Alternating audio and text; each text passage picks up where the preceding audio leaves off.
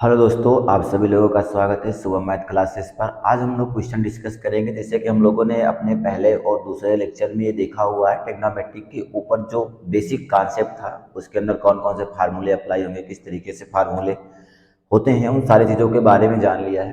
तो आज हम लोग क्वेश्चन करेंगे उसी से रिलेटेड। जैसे यहाँ पर लिखा हुआ है, find the value of x in each of the following cases. tan 3x is equal to sine 45 cos 45 plus sine 30। यहाँ पर ये सारी वैल्यूज दे रखी हैं। यहाँ से आपको x की वैल्यू बतानी कि x की वैल्यू क्या होने वाली है। हम लोग इसे कैलकुलेट करते हैं। जैसे कि यहाँ पे tan 3x है तो tan 3x हो जाएगा। साइन 45 की जो वैल्यू होती है वो 1/√2 होती है, और cos 45 की वैल्यू वो भी 1/√2 होती है, और साइन 30 की वैल्यू 1/2 होती है, तो 1/2 कर लेते हैं। यहाँ पे 1 से 1 को मल्टीप्लाई करेंगे 1 हो जाएगा, √2 का √2 के साथ मल्टीप्लाई कर देंगे तो 2 हो जाएगा, प्लस 1/2 हो जाएगा। उसके बाद हम लोग को पता है, अगर से डिनोमिनेटर सेम होता है तो हम लोग न्यूमरेटर को ऐड कर सकते हैं। 1 + 1 अपान में 2 हो जाएगा। इसका मतलब जो tan 3x की वैल्यू है वो अपने पास आ रही है 2/2। 2/2, 2 से 2 कैंसिल हो जाएगा तो 1 बचेगा। इसका मतलब tan 3x इक्वल टू 1।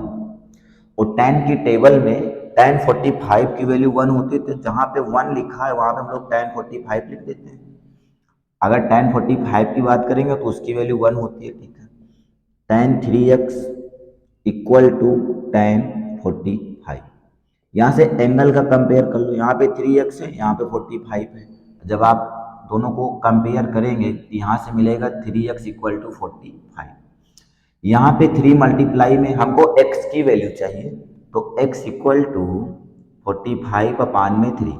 45 को 3 से डिवाइड करोगे तो आपको मिलेगा 15। तो इसका मतलब जो x की वैल्यू है वो 15 हो जाएगी।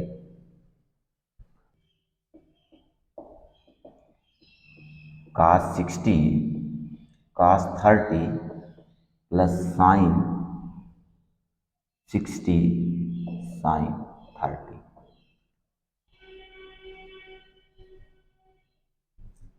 ये वैल्यू है। यहाँ से भी आपको x की वैल्यू निकालनी है। यहाँ से x की वैल्यू क्या आएगी, सबसे पहले हम लोग राइट हैंड साइड को कैलकुलेट करेंगे और लेफ्ट हैंड साइड को सेम तरीके से नोट करते आएंगे। cos 60 की वैल्यू आपको मिलेगी यहाँ से 1/2, और cos 30 की जो वैल्यू होती है वो आपको मिलेगी √3/2। इसी तरीके से साइन 60 की वैल्यू √3/2 होती है, और साइन 30 की वैल्यू 1/2 होती है। √3 का 1 के साथ मल्टीप्लाई करेंगे तो √3 हो जाएगा। 2 का 2 के साथ मल्टीप्लाई करेंगे 4 हो जाएगा। √3 का 1 के साथ मल्टीप्लाई करेंगे √3 हो जाएगा। 2 का 2 के साथ मल्टीप्लाई करेंगे तो अपने पास ओवरऑल आएगा 4। यहाँ से मिलेगा cos x। cos x equal to, देखिए यहाँ पे जो हर है वो आपस में इक्वल है, तो हम लोग अंशों को जोड़ लेते हैं। √3 प्लस √3 अपान में 4 हो जाएगा। यहाँ पर एक √3, यहाँ पर भी एक √3, टोटल 2√3 हो जाएंगे, अपान में 4 हो जाएगा। cos x इक्वल टू 2 से 4 को डिवाइड कर देंगे तो अपने पास आएगा √3/2। अब हमको cos की टेबल, जो हम लोगों ने cos की वैल्यू ज्ञात की थी, वहां से देखना है कि cos कितने डिग्री की वैल्यू √3/2 होती है। तो अगर से हम लोग देखें तो cos 30 की जो वैल्यू होती है वो √3/2 होती है। cos x equal to cos 30 हो जाएगा। अब दोनों तरफ एंगल का कंपेयर कर लेते हैं। x इक्वल टू क्या आएगा यहाँ से 30, तो इस केस में जो x की वैल्यू होगी वो आपको 30 मिलेगी। Sine 2x equal to sine 60 cos 30, sine 60 cos 30 minus cos 60 sine 30।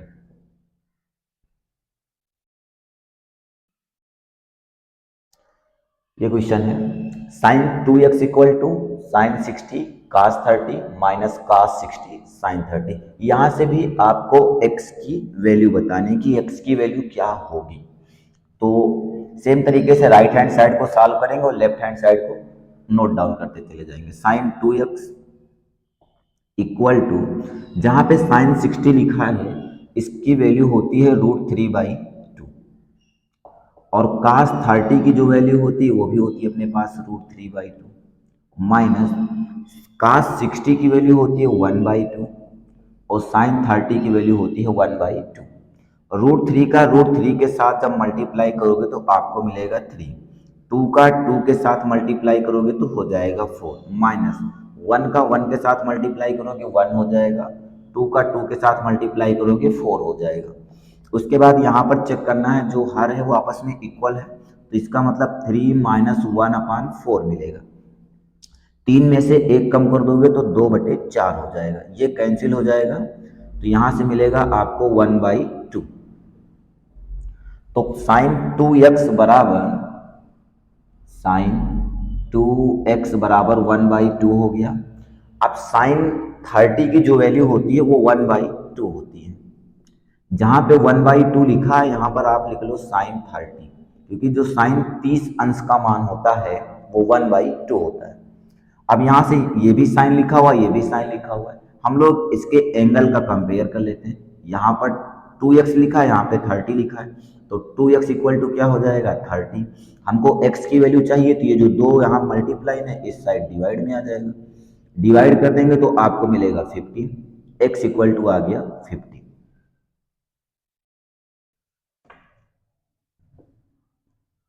Solve the following equations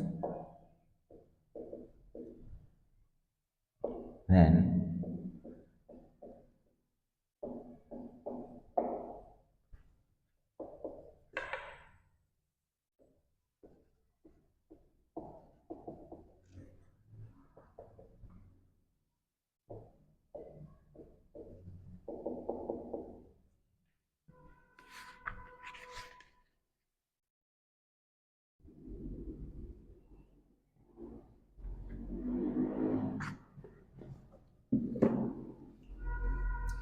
question है solve the following equations when theta lies between 0 degree to 90 degree.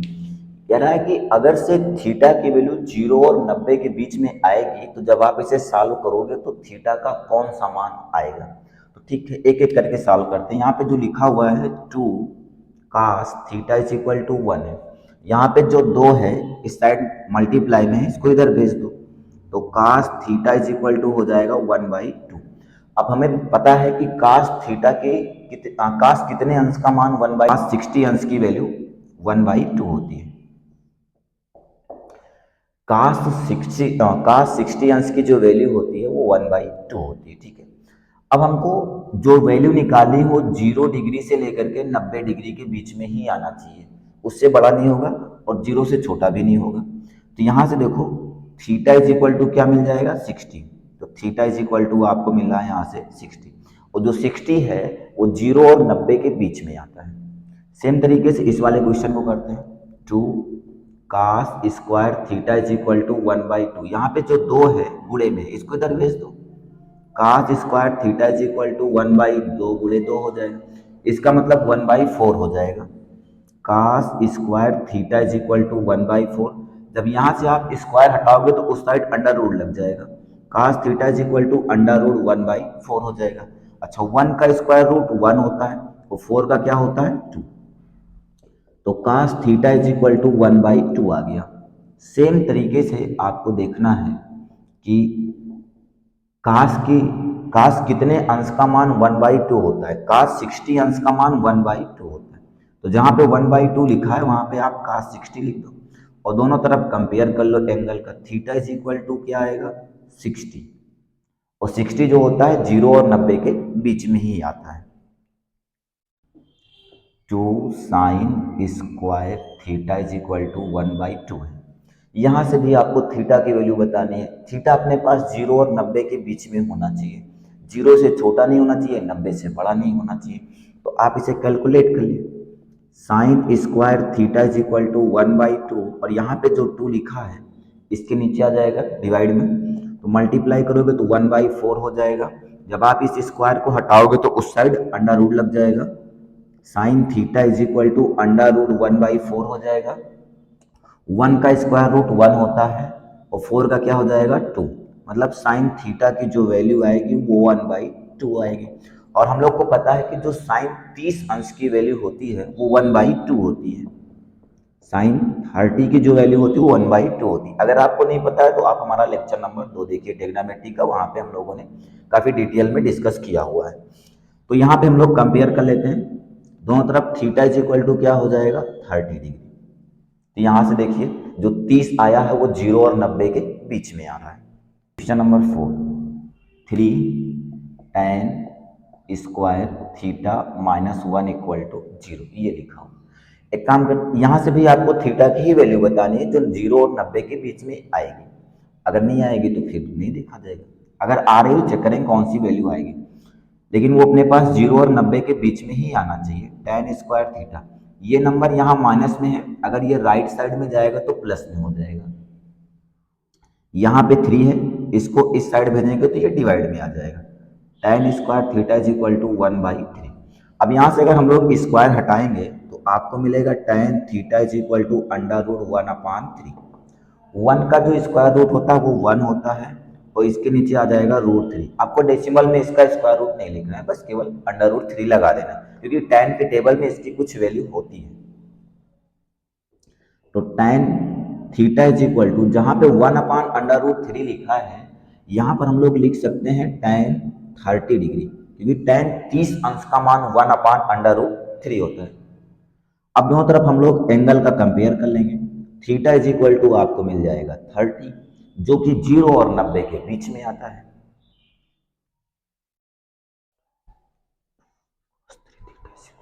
To cos 3 theta is equal to 1 है की बात, इसे calculate करना है। यहाँ से भी आपको थीटा की ही वैल्यू बतानी है कि थीटा की वैल्यू क्या आएगी। यहाँ पे जो 2 है इस साइड भेज दोगे तो बटे में चला जाएगा, cos 3 theta is equal to 1/2 हो जाएगा।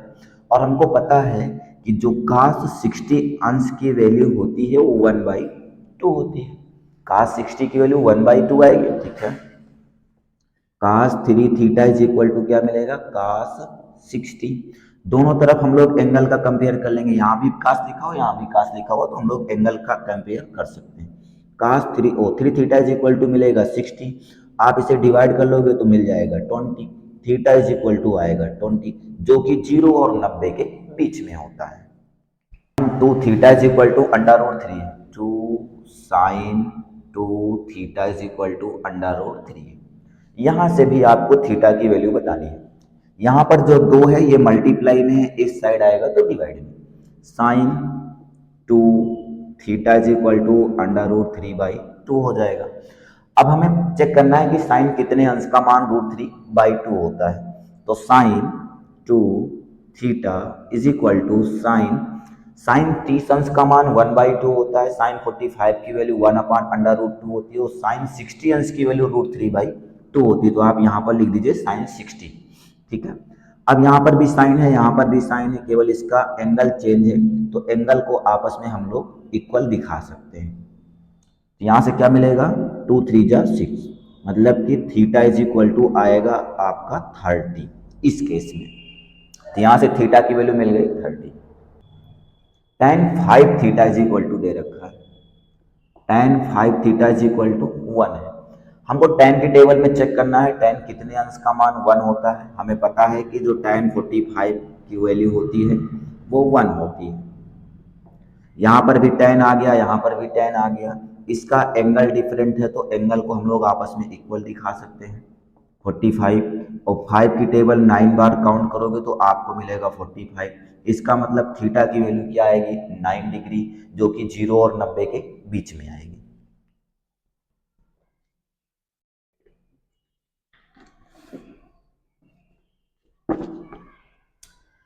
जैसे कि यहाँ पर क्वेश्चन है, if x equal to 30, verify करना है।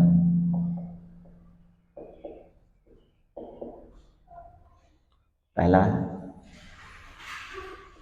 Sine 3x equal to 3 sine x minus 4 sine cube x। यहाँ पे क्वेश्चन है, if x equal to 30 degree, x equal to 30 degree, verify that sine 3x equal to 3 sin x minus 4 sin³ x। इसका मतलब ये है कि अगर से आप x की वैल्यू लेफ्ट और राइट दोनों साइड पुट करोगे तो दोनों साइड में जो वैल्यू आएगी वो आपस में इक्वल हो जाएगी। अगर इक्वल हो जाएगी तो ये वेरीफाई हो जाएगा। एक काम करते हैं, हम लोग लेफ्ट हैंड साइड में इसकी वैल्यू रख करके चेक कर लेते हैं।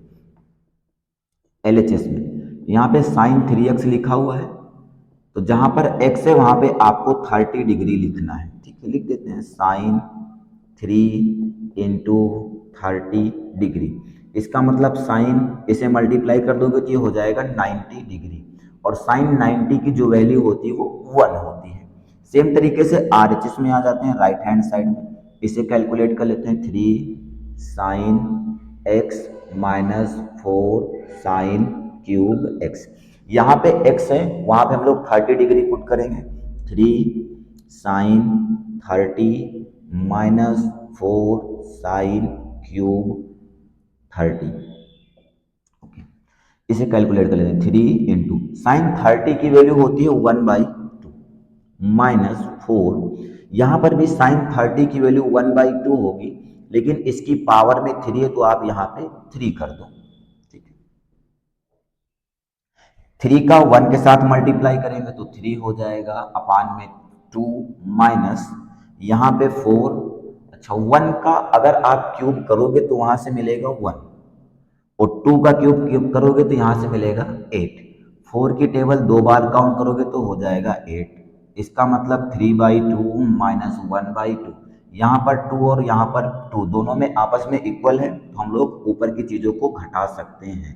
3 माइनस 1/2, 3 में से 1 कम कर दो तो 2/2 हो जाएगा, और 2 से 2 कैंसिल हो जाएगा तो 1 बचेगा। यहाँ पे जो RHS की वैल्यू आई है वो भी 1 आई। लेफ्ट हैंड साइड और राइट हैंड साइड दोनों आपस में इक्वल आ गया, इसका मतलब ये टर्म आपका वेरीफाई हो गया। अगर x इक्वल टू 30 लोगे तो ये जो इक्वेशन आपने बनाई है ये अपने आप वेरीफाई हो जाएगा, मतलब सही होगा। यहाँ से इसका मतलब LHS is equal to RHS। ये आप सेकेंड पार्ट है, cos 3x equal to 4 cos³ x minus 3 cos x। वैसे तो सही सही फार्मूला ही है, ये फार्मूला इसके इक्वल होता है, इसमें कोई दिक्कत नहीं है, कोई डाउट नहीं है, ये अपने पास वेरीफाई हो जाएगा। लेफ्ट और राइट साइड आपस में इक्वल हो जाएगी। तो लेफ्ट हैंड साइड को चेक कर लेते हैं। LHS, LHS अपने पास क्या आएगा, cos 3x, जहां पे x है वहां पे आपको 30 डिग्री पुट करना है, तो cos 3 × 30, तो यहां से मिलेगा आपको cos 90, और cos 90 की वैल्यू होती है 0। तो सेम तरीके से RHS की देख लेते हैं वैल्यू क्या आएगी। RHS में लिखा है 4 cos³ x minus 3 cos x। जहां पे x है वहां पे आपको 30 लिखना है। 4 cos 30 है माइनस 3 cos 30। अब यहाँ पे वैल्यू पुट करेंगे। 4 cos 30 की वैल्यू होती है √3/2, तो आप √3/2 लिख लीजिए। इसकी पावर में 3 तो यहाँ पर आप 3 लगा दीजिए, माइनस 3, और cos 30 की वैल्यू होती है √3/2, तो यहाँ से √3/2 मिल जाएगा। उसके बाद 4, अच्छा ये 3 बार है तो आप इसे 3 बार पहले मल्टीप्लाई में लिख लो। √3/2 इंटू √3/2 इंटू √3/2 माइनस, इसका आपस में मल्टीप्लाई करोगे तो मिलेगा 3 √3/2। एक 2 से ये कैंसिल हो जाएगा 4, यहाँ से एक 2 से ये भी कैंसिल हो जाएगा। क्या मिला, अगर √3 को √3 से मल्टीप्लाई करोगे तो आपको 3 मिलेगा, और यहाँ पर √3 आएगा, और नीचे आपके पास 2 बचा हुआ तो 2 लिख लो, और 3 √3/2। देखिए ये अपने पास प्लस में आ गया और ये टर्म क्या आ गया, माइनस में। दोनों को माइनस कर दोगे तो इसकी वैल्यू मिलेगी 0। इसका मतलब ये है कि जो लेफ्ट हैंड साइड और राइट हैंड साइड दोनों की वैल्यू आपस में इक्वल आ रही है। This implies LHS is equal to, question tan 2x equal to 2 tan x upon में 1 माइनस tan²x, ये क्वेश्चन। यहाँ पर भी सेम काम करना है आपको, x इक्वल टू 30 पुट करना है और चेक करना है लेफ्ट हैंड साइड और राइट हैंड साइड आपस में इक्वल आ रहा है या नहीं आ रहा है। तो एक एक करके चेक कर लेते हैं। LHS यहाँ पे पहले tan 2x है तो आप tan 2x लिख लो, जहाँ पे x है वहाँ पे 30 डिग्री लिखना है, tan 2 इंटू 30, और 30 को 2 से मल्टीप्लाई करोगे तो मिलेगा आपको tan 60, और tan 60 की जो वैल्यू होती है वो √3 होती है। सेम तरीके से RHS की बात कर लेते हैं। RHS में क्या लिख रखा है, 2 tan x अपान में 1 माइनस tan स्क्वायर x।